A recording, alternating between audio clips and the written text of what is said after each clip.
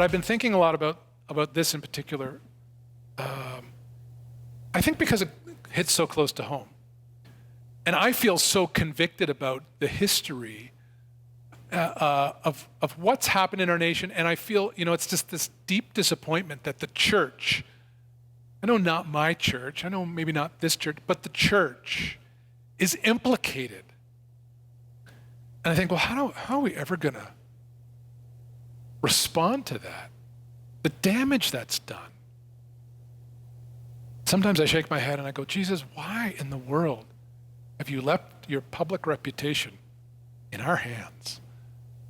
I'm not sure he's left it in our hands, but for some reason he's chosen to associate with us. But I think there's also something to be learned in that and something to be communicated.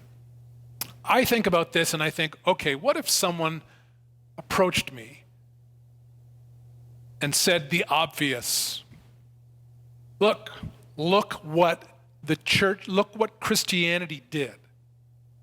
Look at the oppression committed by Christianity.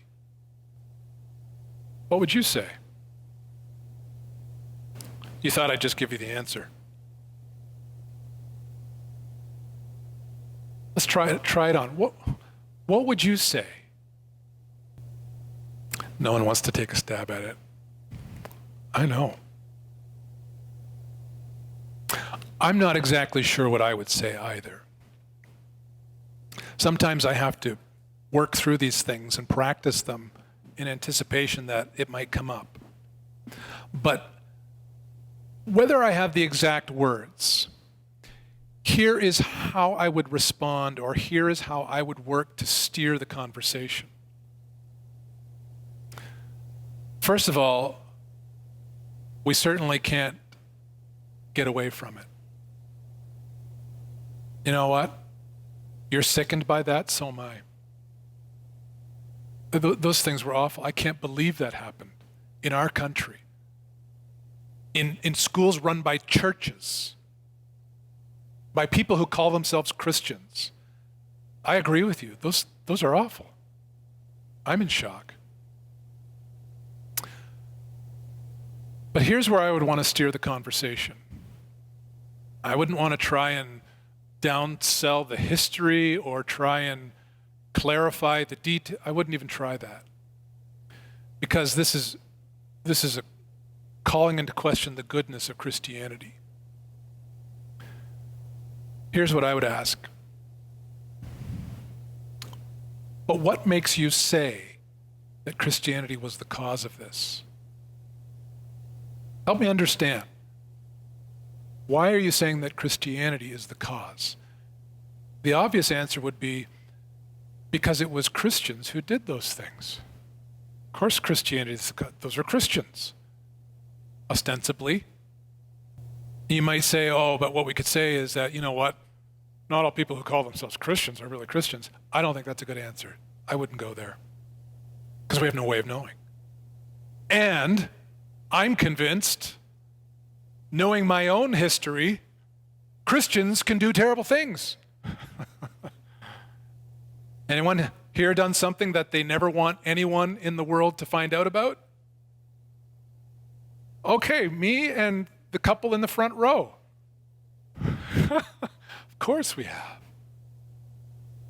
So, where do we point a person? Where do we take an emotionally charged, legitimate, heartfelt challenge like that?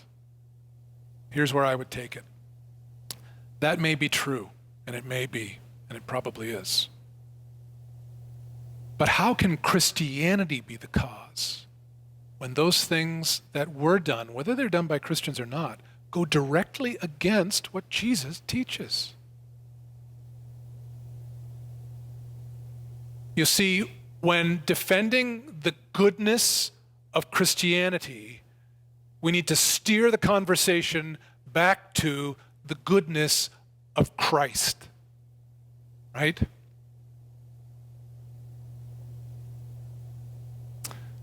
Because Jesus said, love your neighbor as yourself and love your enemies. and be generous to the poor, and give freely to anyone in need, and do to others as you'd want them to do to you, and even lay down your life for your friends. That's what Jesus taught. That's how he taught his followers to live.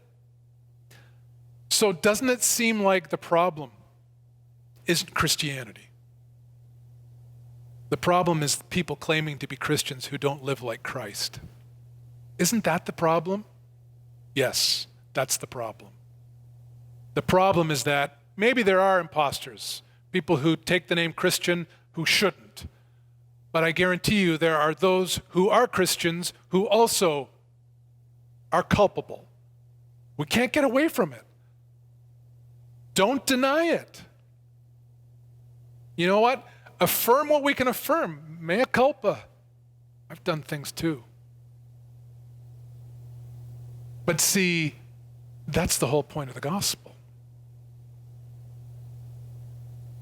I don't know why Jesus has decided to leave his brand associated with a group like us, but that's the good news of the gospel, is that broken, sinful, flawed people he embraces as his own. And he takes their obvious sin and the evil and the wickedness that they do, and he washes them clean of it. And he forgives them for it. He takes the weight of it upon himself and releases them from the guilt and says, I forgive you, and makes sinners his children. That's the good news.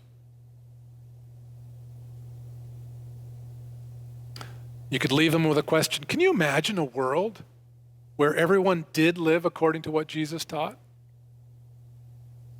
I don't know how the person would respond to that, but if you just watched what I tried to do in that conversation, and I haven't had this conversation yet. It's probably coming. But to move the conversation away from church, establishment, history, and move it to Christ.